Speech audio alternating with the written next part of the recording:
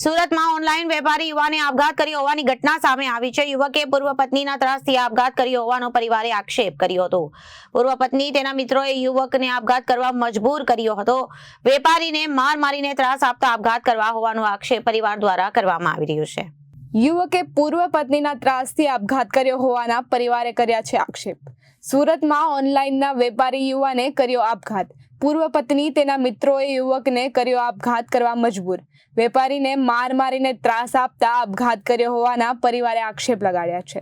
શીતલ અને તેના 12 સ્ત્રી પુરુષ મિત્રો સામે પોલીસે ફરિયાદ નોંધી છે। સુસાઇડ નોટ અને વિડીયોમાં પત્નીના દગાની વાત કરી છે। ગત તારીખે વેપારીને માર માર્યો હોવાની પરિવારે જણાવી હતી હકીકત। 2 દિવસ પછી જયદીપે રાત્રે ઝેરી દવા પીધી હતી। મોટા વરાછા સ્થિત દુખિયાના દરબાર રોડ પાસે દવા પીધી હતી। મેં એને પાછો મોકો આપ્યો અને તેણે મારી ગેમ રમી। સુસાઇડ નોટ મારા મરવા પાછળ ઘણા બધા લોકો છે। સુસાઇડ નોટ મૃતકના ફોનમાંથી મળ્યા। 3 વિડીયો મૃતકની મોપેડની ડિક્કીમાંથી મળી। સુસાઇડ નોટ ઉત્તરાયણ પોલીસે ફરિયાદના આધારે 2 આરોપીની કરી ધરપકડ।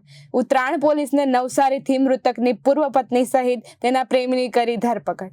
નામ નરેન્દ્ર ડોબરિયા છે। બનાવ જયદીપે 4 તારીખે દવા પીધી। બીજા દિવસે અમે એની બધી અંતિમક્રિયા પતાવીને અમે એના વિડીયો એના ફોન તપાસતા અમને એમાંથી વિડીયો મળ્યા અને એની ગાડીમાંથી એક સુસાઇડ નોટ મળી। એ જોતાં અમને ખબર પડી કે એની પૂર્વ પત્ની શીતલ અને એના મિત્રોએ ભેગા મળી અને એને શારીરિક અને માનસિક ત્રાસ આપેલો, જે તેનાથી સહન ન થતો તેને આત્મહત્યા કરી હતી। સુસાઇડ નોટમાં એને શું ઉલ્લેખ કર્યો? એ જ એના શીતલ અને તેના મિત્રો દ્વારા એને કેવી રીતે હેરાન કરવામાં આવેલો એ બાબતે એને બધું એમાં લખેલું છે।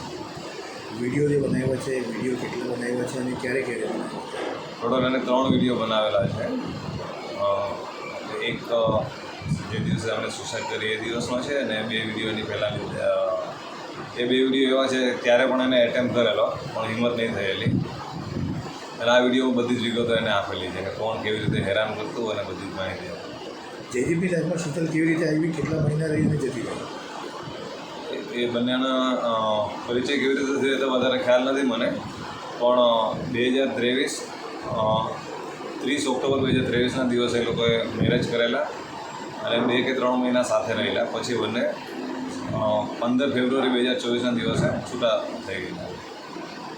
અને એના વિડીયોઝ અને બીજી બધી એના ફોનના રેકોર્ડિંગ્સ જોતાં અમને ખબર પડી કે જે લગ્ન થયેલા હતા એ પણ શીતલે બળજબરીપૂર્વક કરેલા, એને ઇમોશનલ બ્લેકમેલ કરી। એ જ્યારે શીતલ સાથે અહીંયા ડિવોર્સ થઈ ગયા હતા ત્યારે પછી શીતલ અહીંયા આવતી હતી? હા, એ રોજ અહીંયા આવતી અને અહીંયા ઘરના લોકોને ધમકાવતી, ઉપરથી પડી જઈને સુસાઇડ કરેલી છે એવી રીતે ધમકાવતી। એ સિવાય દહેજ અને એસોસિટીના કેસમાં તમને બધાને ફસાઈ દેશે એવી ધમકીઓ પણ આપતી। અને આ બાબતે 2024 જૂન મહિનામાં ઉત્તરાયણ પોલીસ સ્ટેશનમાં ફરિયાદ પણ થયેલી છે। Bureau report Janadesh news.